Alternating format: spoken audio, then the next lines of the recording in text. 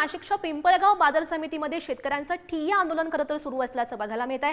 महत्त्वाची बातमी आपण सध्या बघू शकतोय, नाशिकमधून शेतकऱ्यांचं हे ठिय्या आंदोलन या ठिकाणी सुरू आहे। अनेक महत्त्वाच्या मागण्या त्यांच्याकडून केल्या जात आहेत। शेतकरी सगळे एकत्र बसून या ठिकाणी आंदोलन करताना बघायला मिळत आहे। टोमॅटो उत्पादक शेतकऱ्यांचं हे ठिय्या आंदोलनाची दृश्य आपण बघू शकतोय।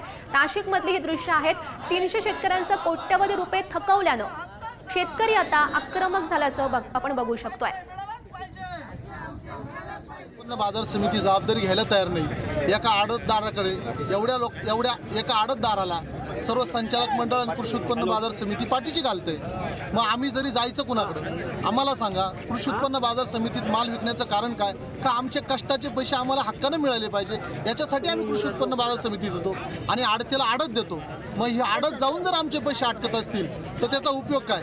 आज जर या कृषी उत्पन्न बाजार समितीने जबाबदारी झटकली तर आम्ही इथं आत्महत्या केल्याशिवाय राहणार नाही। आमचे चक्र मारतोय आम्ही संचालक मंडळाकडे, सभापतीकडे, तर 4 महिन्यापासून ते आम्हाला उत्तर देत आहे। शिवाय आमचं आता अंत राहिलं नाही, आम्हाला पैसे राहिले नाही पुढच्या खर्चाला। त्यामुळे आम्हाला गेटवर बसायचा निर्णय घ्यायला लागला आणि आम्ही इथं गेटला कुलूप लावायला इथे आम्ही जमलो आहे। जोपर्यंत आमचे पैसे मिळत नाही तोपर्यंत आम्ही गेटवर उठणार नाही।